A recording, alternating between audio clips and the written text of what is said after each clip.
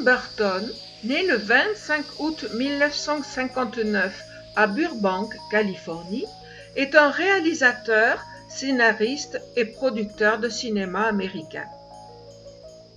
Adepte du fantastique et influencé par Edgar Allan Poe, il est largement reconnu comme étant bon conteur et graphiste.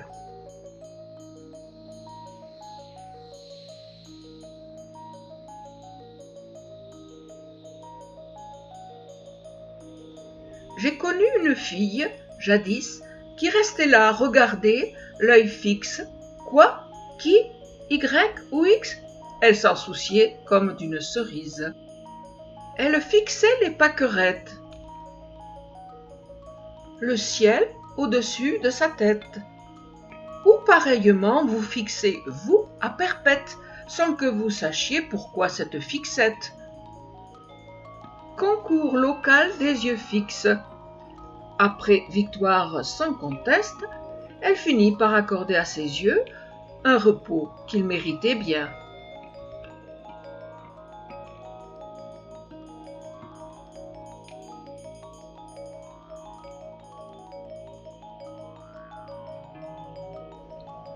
Un jour au parc, surprise. Cette fille, grand Dieu, je la remarque parce que sur la face, elle a plein d'yeux. Elle était des plus girondes, mais aussi des plus immondes. Elle a une bouche néanmoins, me dis-je, si bien qu'à parler nous en vîmes, nous parlâmes de fleurs, de ses cours pour être poète, et que ce serait un malheur si elle portait des lunettes. C'est bien de connaître une pépé qui a tant d'yeux en trop, mais on est vraiment tout trempé quand elles fondent en sanglots.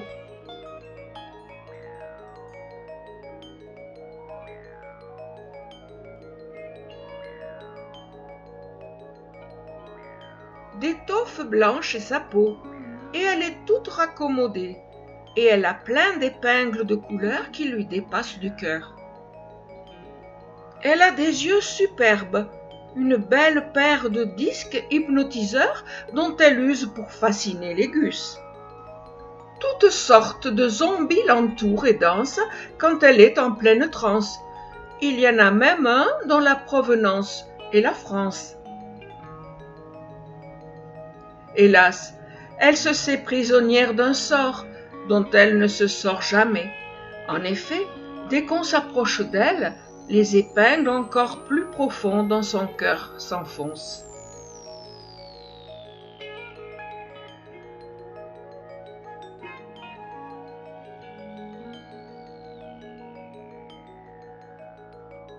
Pour ceux qui le connaissaient, ses amis, il était Ludovic. Pour les autres, il était l'horrifique enfant toxique. Il adorait l'ammoniac et l'amiante et la fumée de tabac. Ce qu'il respirait en guise d'air aurait étouffé n'importe qui sur terre. Son jouet, entre tous préféré, était une bombe aérosol. Il la secouait, assis bien tranquille sur le sol, et vaporisait toute la sainte journée. Il s'enfermait dans le garage, dans le gel du matin, et attendait patiemment, derrière la voiture, le démarrage qui l'emplirait bien de gaz d'échappement.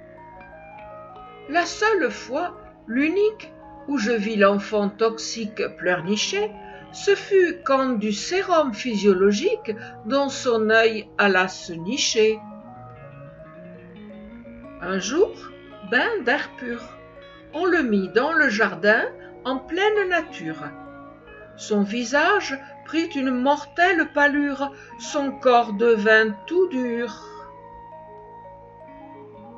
Ainsi s'acheva sa brève existence dans la maladie et la désespérance. Qui pourrait croire qu'on meurt en se gonflant d'air pur en abondance? L'âme de Ludovic de son corps s'élança, et nous dîmes une prière en silence à sa mémoire. L'âme alla au ciel, dans une zone où elle laissa un trou dans la couche d'ozone.